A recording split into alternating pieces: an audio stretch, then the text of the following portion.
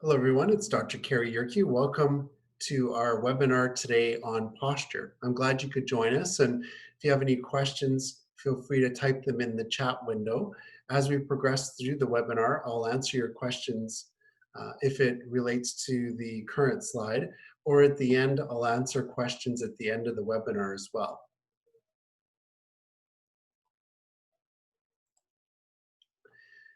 My name is Dr. Cary Yurkiw. I'm a chiropractor who's practiced for over 26 years.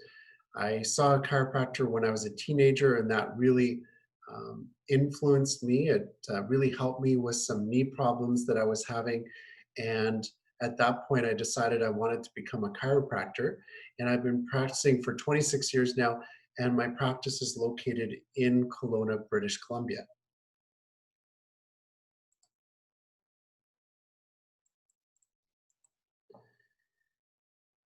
So what is poor posture and what is good posture? When we think about posture, we think about someone who's standing straight, or maybe somebody who stands upright.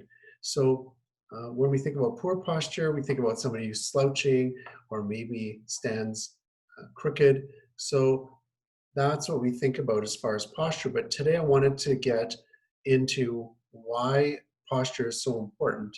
And if you have poor posture, what type of symptoms can that create? Just a disclaimer, if you do have health issues like poor posture, make sure that you consult a health professional about your specific condition, because if someone knows your condition, they're going to give you the best advice. Today, I'm going over what I've seen over my career and continue to see in the practice, but it's always best to get professional advice tailored to your condition. So what is the anatomy and the physiology relating to posture? So there's 24 vertebrae in the spine. That's the first thing you should know. And the 24 vertebrae run from the top of the spine, the skull, all the way down to the bottom. So the spine is the backbone of the body, it's the foundation, and everything branches off from the spine. You've got the rib cage, you've got the shoulders attached, you have the hips, the arms, and the legs. So the spine is fundamental for the proper alignment of the body. If the spine's out of alignment, it's going to cause the shoulders to be unlevel, the hips, even the head and the leg lengths will change if the spine is out of alignment. There's discs in between the bones in the spine. So the discs are shock absorbers. They help to cushion the spine. And then as a chiropractor, what we look for when we assess someone is the level of their head. Is their head being carried level, the left and the right side? Are the shoulders level, the hips? And then when we have someone lying on the table, we check their leg length, and they're all clues as to the overall alignment or posture of the body. From the side, we will review today what good posture is as far as the ear, shoulder, hip, and the ankle lining up. So there's 4 curves in the spine. This is front to back. So this person is looking to the right. So there's 4 curves in the spine. There's the cervical curve in the upper part of the spine that curves forward. That's a lordosis. There's the mid-back that curves outward. That's a kyphosis. There's the lower part of the spine curving inward again. That's a lordosis in the lumbar. And then finally, there's the tailbone area that curves outward. That's a kyphosis. So there's 4 curves in the spine from the side. What causes poor posture? Well, slouching definitely causes poor posture, but there's a number of other things that cause poor posture, like previous injuries, like a poor setup of your desk environment. So we're going to go over that today. And then why should you focus on good posture? Well, if you have good posture, what does that lead to? Well, it leads to more energy, better oxygen supply, the organs work better, you can use your muscles more powerfully. So there's a number of different benefits to good posture. So the benefits of good posture are People who have good posture are generally more healthy than people who have poor posture. The organs have more room to function. They're not getting compressed. The lungs have more room to expand and contract. Breathing's easier. You're going to get more oxygenation in the bloodstream and to the tissues.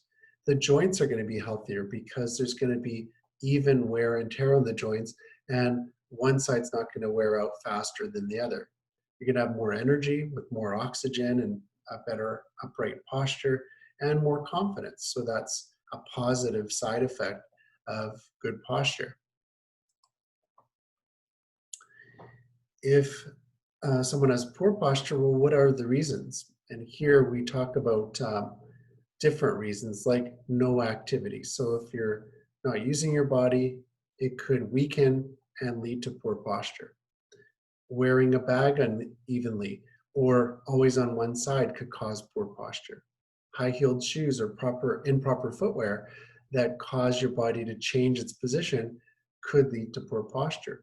Lifting objects and repetitive strain or maybe injuring yourself could lead to poor posture. Genetic predisposition in a case like scoliosis, where sometimes there's a genetic predisposition to getting a scoliosis or a sideways curvature of the spine, or different spinal conditions that have a genetic predisposition. Incorrect workplace setup, and today with a lot of people working from home, improvised desk space, the way you sit at your desk, the chair you have. So we're going to go over that today. And on the right hand side here, it talks about different type of postural disorders. So you have a normal person and you have someone who has an increased lordosis or increased curve front to back. You have someone with a scoliosis, which is a twisting of the spine left to right. You have someone with an increased kyphosis, which is a rounding of the mid-back. And generally this is something we see quite a bit of, and it's obvious. We do see quite a bit of the scoliosis as well. Not so much of the increased lordosis, but more of the bottom two, the scoliosis and kyphosis. For treatment, what does that entail? Well, we're going to get into, as a chiropractor, how I assess and treat poor posture, but diet and nutrition is important for healthy bones and healthy joints. The right sleeping posture, so the right mattress to support the spine, the way you wear your backpack or the way you carry objects, physical exercise, the right ergonomics or a correct workplace environment, and then just getting out in nature and keeping a good balance for your lifestyle is important. When we look at different postures, the one on the right with the green check mark, this lady is standing upright. Her ear, she's turned a bit for this picture, but her ear and the tip of her shoulder, the hip bone on the side, the greater trochanter, which is like a bump that sticks out on the side of your hip, and the ankle, the lateral malleolus, those should all line up. So for good posture, we're looking down a plumb line. Some clinics will have a plumb line where you can actually look down and see what good posture is, and you can easily see if someone's out of alignment. There's some apps out there that assess your posture as well. If you look at the person on the left, they're slouching, their head's forward, the back is rounding, and then the lower back is compensating. So what we see here is a distorted posture, somebody who's slouching. So the types of posture that we see are a normal alignment on the left here. We see a lordosis, which is an increased curvature of the low back. A kyphosis, an increased curvature of the mid-back. Some patients present with a flat back. They don't have very much of a curve, and so the spine is very flat, and that changes the alignment of the ribs that are attached to it and changes the muscle composition because the muscles have to adapt to it. And then we see people with a scoliosis or a sideways curve of the spine.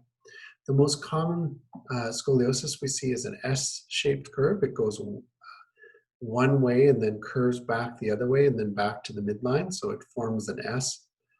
but we do see C-shaped curves like this one. Not as common as the S shape, but we do see C-shaped curves like this as well. We've heard a lot about text neck, and I know parents talk to their kids a lot about this. They teach this in schools or they talk about it. But when your head's in the right alignment, uh, the weight is being from the head is being transferred to the spine and the rest of the body. But when the head is, and that's about 5 kilograms, okay? So for a head, the weight of the head. But if the head is forward at a 30-degree angle, what we see is the head now, uh, it, it increases in its weight. So it causes more force and it feels like 18 kilograms instead of 5 kilograms with that type of posture. If you slouch more at a 45-degree angle, the head would feel like it's 24 kilograms.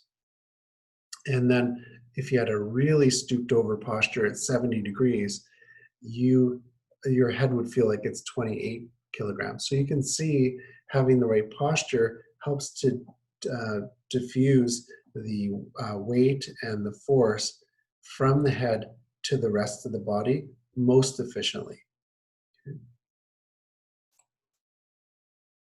If you're sitting at a desk, what's important is to have the right alignment at your desk. So on the left here, it shows somebody sitting at a desk and their monitor is 18 to 24 inches. So 1.5 to 2 feet away from where they're sitting. Their spine is in a good alignment. They have the proper backrest. And then their elbows at 100 degrees. So they have their arms resting on the countertop. Sometimes you can get armrests for your chair where you can rest your arms on that armrest like I have today. And then at the hips, there's a pivot at the hips, and then the knees are at 90 degrees or 85 degrees, where there's a little bit of a tilt to the angle of the knees. The desk in this case is about 25 to 30 inches off the ground, and it lines up with a comfortable resting arm height. If you're sitting on a stool that can go higher, then at a sitting to a standing position, the monitor would be at the same place, so at eye level, 18 to 24 inches. But the desk now is at 32 to 37 inches. This is the second diagram right here in the middle. And then what we see is the elbow at 95 degrees. We see the hips at 130 degrees, the knee at 135. And still this is a comfortable position where the weight's being distributed over the entire body. On the right side, we see somebody who's standing upright. And we want them to have good posture as we were going over earlier. And then the angle in the elbow is 100 degrees, the monitor at the same level, but now the desk height is 38 to 42 inches. Some of the desks that you can buy can either mechanically or automatically go up and down. And I would encourage you to switch or change positions of your desk height approximately every hour. So you want to go from position 1 to 2 if possible, then from position 2 to 3, and then every hour switch it up so that you're not overworking certain areas and certain areas are not getting compressed for too long without any movement. The body does like some movement, so you want to make sure you're conscious of keeping things mobile, keeping them flexible throughout the day. The benefits of this: the shoulders are relaxed, the back is straight, the circulation in the legs are good, the hips and the knee joints are kept at a healthy angle. The feet are flat on the floor, and that's important because sometimes people are stretching to reach the ground. If your feet can't touch the floor and you're in the right alignment, you might want to get something you can rest your feet on, like a platform. And then here on the far right side, the shoulders are relaxed, the back straight, pelvis is in a neutral alignment, the circulation's good in the legs, and the hips, knees, ankle joints are aligned with the plumb line or the gravity line. The effects of poor alignment are a crooked spine that over time can cause spinal degeneration and degeneration in other joints, which is more commonly known as osteoarthritis. It causes uneven wear and tear. It can affect the blood and the nerve flow, and it can lead to poor health. The phases of spinal degeneration are from optimal here on the left side to a spine that starts to change shape. So phase one of spinal misalignment or poor posture, we can start to see changes on the x-rays. So phase one, which over time, over years, can go to phase two, more changes to the vertebrae, more squishing of the discs and the bones in the spine in phase three, and finally phase four. And as the spine goes through these phases, the mobility is lessened, the blood and nerve flow is affected, and the body is weakened. So we want to stop the progression of these phases of degeneration and then reverse them and restore good posture as quickly as possible. It's easier to correct posture that is poor early on than if it's been going on for many years. If you're sleeping, and I get a lot of questions in the clinic about sleeping posture, if your head is propped up too high, it's going to cause some stress on the neck. So it's going to cause the neck to get kinked to the side. If the mattress is too soft, the body might sink into the mattress and cause a distortion of the spine. So that can cause a irregular pattern to it. And then the angle of the hip and the knees, if you don't have a pillow between the knees, it can cause stress on the hip or the knees because of the knees coming together, or a bit of a twisting in the pelvis, which can affect the joints like the low back joints, the hip joints. And people often come in to the clinic saying they didn't sleep well, they're in pain because of an incorrect sleeping posture or position. So how should you sleep? Well, here's a few examples of proper pillow. So on the right here, you see a green check mark. The head is being supported. There's enough pillow material between the head and the shoulder to fill in the gap between the shoulder and the neck. So basically, you're putting in the right height to support that. If the pillow is too high, it's going to kink the neck upward. If it's too thin, it's going to kink the neck lower. So you're going to get improper alignment because of that. If you're on your back, there are some pillows that have a curve to them that support the cervical lordosis, the neck curvature. So there are pillows that are made to push up on the neck area, but keep the head at a lower angle to promote that lordosis. Some pillows, if they're too high, they can push the neck forward and the head, flattening the curvature. So it's good to have the right supports for your head and your neck. And this is where, again, consulting with a health professional that knows your alignment, that can give you the best advice, is a good idea, because sometimes you might buy the right pillow, but your neck's out of alignment, so it's not really working that well for you at that moment. If you look down at the mattresses, usually I recommend a firmer mattress for people that have misalignments or are working through some back pain or issues like that. A firm mattress helps to support the right alignment of the spine, so that's good. If it's too soft, the spinal and the body will sag down, especially in areas that are heavier. It'll cause those areas to sag, and then the spine will get distorted. So, and if it's too hard, it might be uncomfortable and just not, and cause pressure in certain areas. So you don't want a mattress that's too hard. So having the right firmness is important. And then you can use some assistance like we talked about on the last slide. If you put a pillow or two between your legs, if you sleep on your side, it'll keep the legs from rolling over, one over the other. If you could put a couple pillows underneath the knees, it generally helps to support the lower back, the lumbar lordosis, and the hips. So using some props like pillows can really help to support your sleep posture. And that's really important because if you're sleeping for 7 or 8 or 9 hours a day, um, that's a long period of time to be in a certain position. When you're driving, often I see people that are like the middle one, too far forward. I saw an extreme case of that yesterday where the person was so far forward, they were almost to their steering wheel. And then I see people slouching where they're too far back or they're stretching their legs to reach the pedals.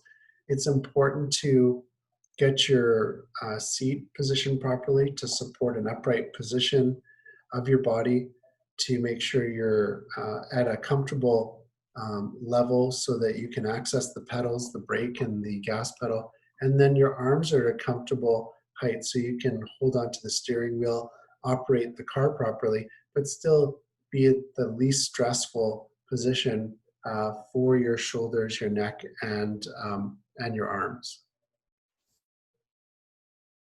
So what can you do to improve your posture? Well, you can be aware of what good posture is. And today at this webinar, um, you've got a lot of information that you can use to be more aware of good posture. You can put up reminders. So sometimes a sticky note on your computer, or maybe something that reminds you in the car. In the car, you can set the memory of the seat sometimes. So there's a memory 1 or 2, position 1 or 2, that if you jump in the car and someone else has driven it, you just have to press that number and it resets to the proper posture for you. Uh, there's settings on chairs to get the right height and the right angle for your back, the right mattress and supports in bed. You can do some exercises like stretching for your posture, or strengthening exercises for core strength that can really help to promote good posture. And then you can go see a health professional like a chiropractor, get your posture assessed, and then get the right care to uh, improve or correct your posture so that long term you're in better shape. Now, what type of core exercises am I talking about? Well, postural exercises, a lot of personal trainers can give you exercises to help your posture. They're generally stretches and exercises that support the musculature around the spine and the skeleton. So these are going to be like planks, like this lady is doing, or extensions. Sorry for the spelling error there, but extensions where you can build up the strength along the muscles in the back part of your spine, along the spine. You can do abdominals like sit-ups, or lower abdominals like reverse curls to strengthen the support around the spine front to back. You want to work on the lateral muscles, the side muscles around the spine so that you're getting support right to left. The neck muscles and the shoulder as well. So we don't want to leave those out. We basically want to cover the entire posture from top to bottom and make sure you've got the right strength and support, especially if you've gone through some work to correct your posture and you're working to maintain that. Having the right amount of strength to support that is very important. As far as assessment and treatment, when someone comes in the clinic, what we use is postural landmarks. So we will check the person's posture from the back and the side to note where there's any distortion of the posture. Sometimes we'll use x-rays to see the alignment of the spine. If there's a scoliosis in the spine, if there's been an injury, trauma, we want to see which areas are out of place. We want to do corrective care to correct the posture. It's like putting braces on your teeth where you want to correct the alignment of the teeth. We want to work with corrective care to restore the posture and alignment of the spine and the rest of the body. We want to recommend things like support pillows to our patients. And then we want to follow up with them, whether it's in the clinic or we've started using telehealth to work with people to see what their workstation is like at work using the webcam, or what their workstation's like at home, or how they're doing their postural exercises, how they've set up their chair, or even their car, how they've set up the seat in their car. So telehealth opens up a number of different opportunities for the health professional to work with you to give you the best advice. How long will it take if you have poor posture to restore your posture? It does depend on how long it's been there for. It depends on what age you're at. And then it also depends on your previous history. If there's been injuries or accidents, if there's any type of predisposition to having poor posture. But generally, I would say it takes weeks to months to get the posture to change and to get patients involved to support good posture.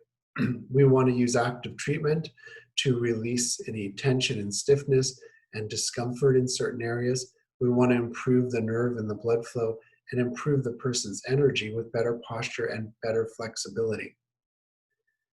We want to give patients recommendations for better self-care, follow up with appointments, and make sure long-term there's strength and stability for the patients so that they can maintain a good posture on their own. If you have poor posture or you know somebody who has poor posture, feel free to contact our office. Our phone number is 250-486-0062. That's here in the Kelowna, British Columbia area. I did write a book on back pain. It's on Amazon. You can get it in Kindle format, or you can get it paperback or Audible, Amazon Audible. There's an audio version of it. And there's chapters in there, including the alignment to the spine and good posture. So you can go and get that book on Amazon. I think it's in the KDP program as well, where you can borrow that book or do a shared type of read if you have Kindle Unlimited. We have a number of webinars coming up, so make sure you sign up for our webinars. And if you follow our Eventbrite page, you should get an update when we have a new webinar that's been posted. Many of them are free, so you can sign up for those webinars. And here's a few that are upcoming. Today, September 1st, we're talking about posture, but September 4th, we're talking about workstation ergonomics for good posture and health. On September 6th, we're talking about rotator cuff syndrome. And then on September 7th, for our new patients in the clinic, we have a new patient introduction where we're going to review what they can expect from our care. Our clinic's located at 105-1628 Dickson Avenue here in Kelowna.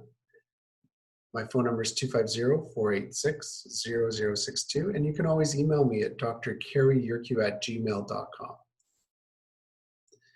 If you're interested in coming to the clinic, what we're offering you today is 10% off the initial postural assessment. So basically, you can contact our clinic by phone or by email. Say you want to book an appointment, you are on this webinar, and that 10% off will be good for 7 days. And you can use the code posture. So when you're booking that, let them know you're on our postural webinar today, or you watched a recording, and use the code posture, and then you'll get 10% off your initial assessment.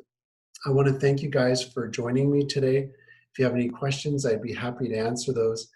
And I hope to see you on another webinar that we're putting on soon.